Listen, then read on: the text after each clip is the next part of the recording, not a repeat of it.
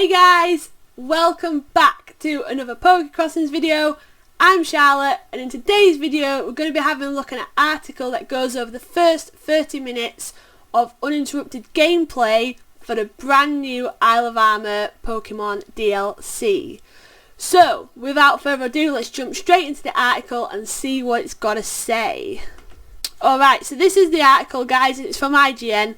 So I am going to link it below so you guys can see it and read it fully, because it is quite a big article and I don't want to read it word for word, but like I said, I'll link it below and you can have a look.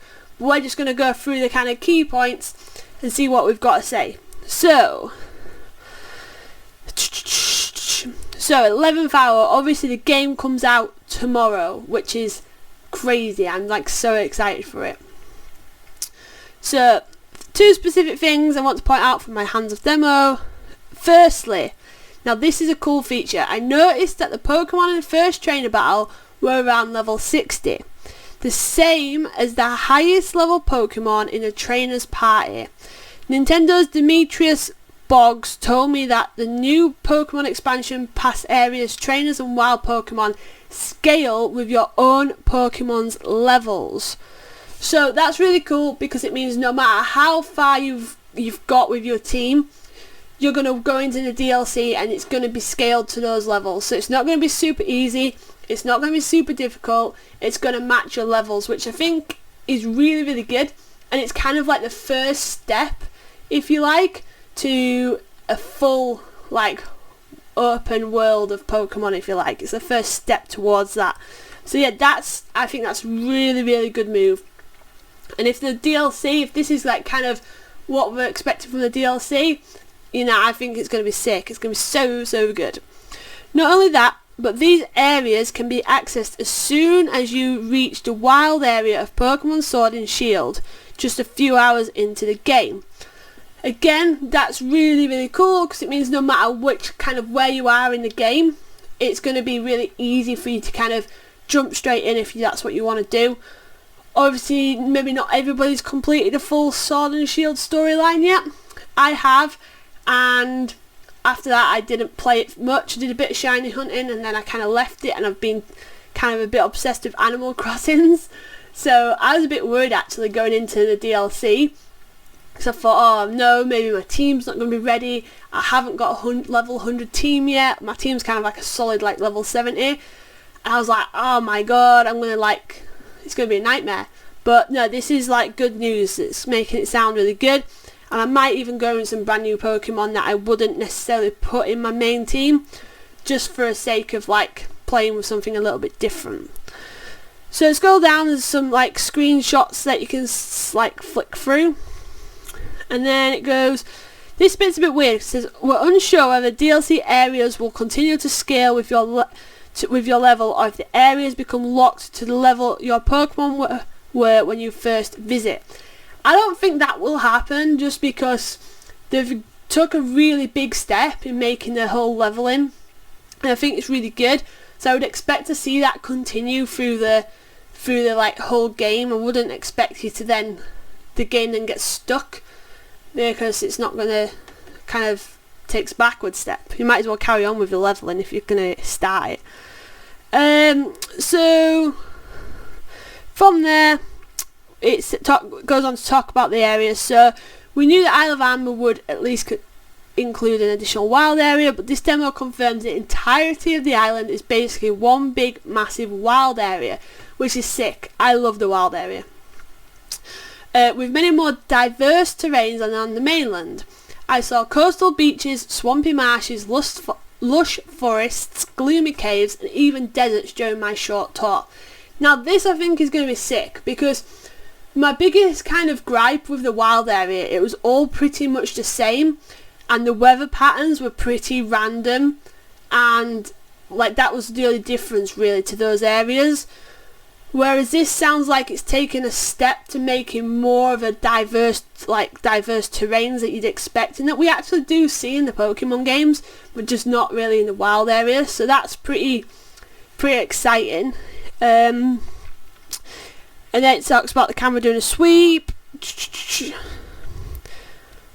So it's pretty good. Overall, each of these micro areas seems to be a little more full with environmental touches like logs or trees than the mainland wild area was.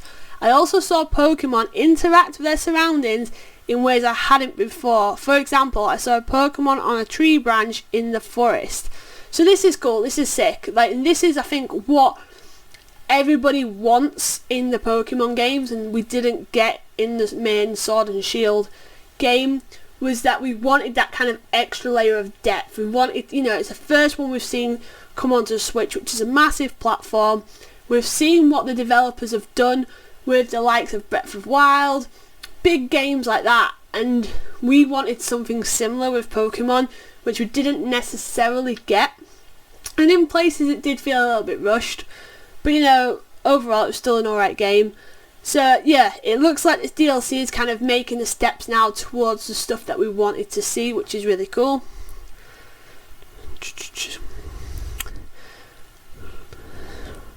So yeah, I mean, some cool stuff. Now from here, it does say, I did ask if the large inclusion of old Pokemon previously unavailable in Pokemon Sword and Shield was in response to player feedback. But the Pokemon company's Elvin Gee said that the Isle of Armor expansion was already being developed before Pokemon Shield were released. So to me, it sounds like, you know, it was already in the pipeline. It was always going to come through DLC, and the Pokédex cuts that caused so much outrage, you know, that outrage hasn't actually like changed the course. There was a lot of talk about the fact that the DLCs had been brought in to kind of pacify the Pokemon community, if you like, rather than releasing a Pokemon Sword and Shield 2 kind of later down the line, and they were bringing the DLC in to rush it through. But it sounds like it was already in the works, like this was the plan all along. So it looks like DLC is here to stay in the Pokemon world, which I don't mind. Like, I generally don't mind. I'd rather pay an extra 30 quid and get loads of new content than have to pay another like 50 quid for a new game, which is the same game plus a little bit, because I get really fed up playing through the storyline again. But it's got to be worth the 30 quid. Like, that's the thing, hasn't it? It can't just be cut content, there's got to be new stuff. And from here it starts to go into the story. Now, I'm not going to read the story spoilers, because I know a lot of people like to play these games fresh, myself included. But like I said, I will link the article down below so you'll have a chance to read it if that's the sort of spoilers that you want to read. So the only other thing, guys, that like we want to mention, obviously the game comes out tomorrow, which is crazy, but I don't know what time, and the Pokemon company have kind of thrown a little bit of a spanner in the works by the way of announcing like a mini Pokemon Direct tomorrow. So whether we're going to get the game at midnight or whether the game's going to be released after the like little Pokemon Direct thing, I don't know. But I do find it bizarre that they would bring a Direct out on the day that the game is released. I think it will probably have, you know, something in there about the DLC for sure. And then I would expect it to be filled with things like Pokemon Home updates or compatibility, something like that.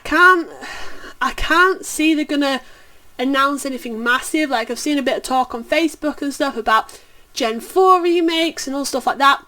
Although that stuff is sick and, you know, we all want it, I just can't see them releasing it when already the hype is so high for the DLC. I mean, if it was me and I was marketing and I want to keep that longevity going, I'd bring the game out, and then when the hype starts to die down a bit, boom, that's when you hit them with some more hype, i.e. Gen 4 remakes or whatever it is.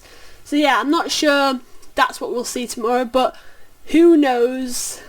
Who knows? So thank you for getting involved, guys. I have been promising you Pokemon videos on this channel for a while now, and I finally brought you on, and I will continue to bring you them alongside the Animal Crossing videos. We're going to be running the two like, they're going to be the two main games for this channel.